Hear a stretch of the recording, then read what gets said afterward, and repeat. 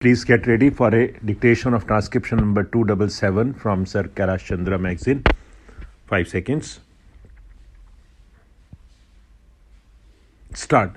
The main purpose of this bill is to provide more facilities for rural agricultural credit by the Reserve Bank of India. I think it would be proper for me to give a background of the activities of the Reserve Bank of India in this direction. Practically, from the beginning of the Reserve Bank, this was one of the main fields of activities of the Reserve Bank.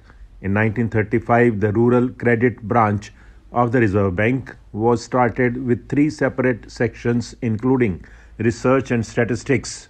Since then, it has been going on expanding its activities as regards the provision of facilities for agricultural and rural credit.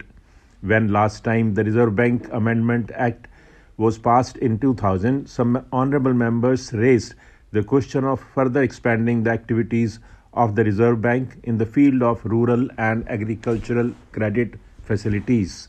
The Finance Minister gave a sort of assurance that he would get this matter examined and, if possible, a further amendment of the Reserve Bank Act would be effected so that the Reserve Bank might give greater rural credit. In pursuance of that assurance of the Finance Minister, the Reserve Bank set up an informal committee in 2001 to examine this matter. It was a committee of experts, and I think Professor Gadgil presided over it. This informal committee of economists made certain recommendations, and these may be broadly categorized as those requiring amendment of the Reserve Bank Act, and others were of an administrative character and did not need any legislative measures. The Reserve Bank naturally examined these recommendations and gave effect to some of the recommendations which did not require any amendment of the Reserve Bank Act. In this case, the Reserve Bank has undertaken a comprehensive survey on all India basis into the present conditions and requirements of rural finance. A standing advisory committee has been set up to advise the Reserve Bank on matters pertaining to agricultural credit with a view to rendering the bank's activities in respect of agricultural credit increasingly effective. The Reserve Bank is giving active assistance to the state governments in tackling problems of rural credit, particularly in regions which are comparatively less developed. I think honorable members would recall that under these provisions, the Reserve Bank has already advanced to the tune of rupees 12 crores. That is done under Section 17 of the Reserve Bank Act. Certain other activities are to be undertaken now, and it has been decided to amend the Act accordingly. In the present amending bill, we want to widen the scope of seasonal agricultural operations. Then we are providing here for loans for cottage and small scale industries. So long the Reserve Bank was not advancing any money for small scale or cottage industries.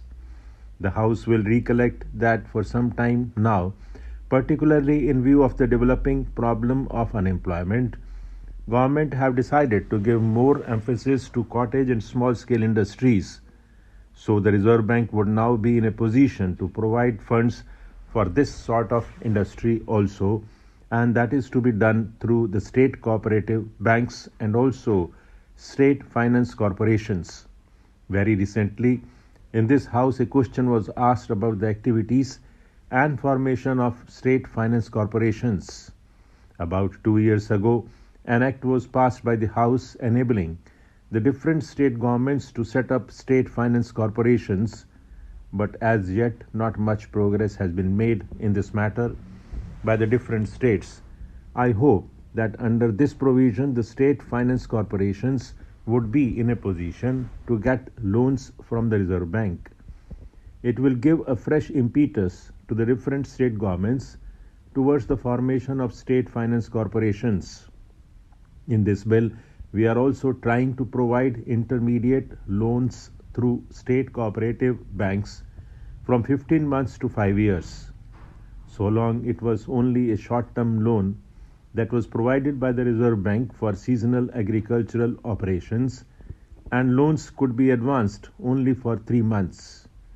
But now we are providing in this bill that medium-term loans also may be given by the Reserve Bank through the state cooperative banks, and the period of such advances would vary from 15 months to 5 years. The limit up to which the Reserve Bank could advance to state cooperative banks is Rs 5 crores. Then there is another provision by which the Reserve Bank could advance loans to the Industrial Finance Corporation.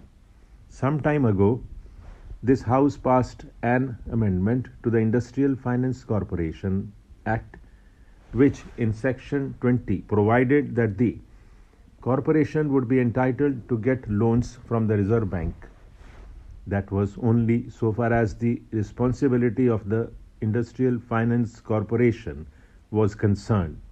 But there was no corresponding provision in the Reserve Bank of India Act authorizing the bank to advance loans to the Industrial Finance Corporation, though for some time it was advancing some money to the corporation. Stop.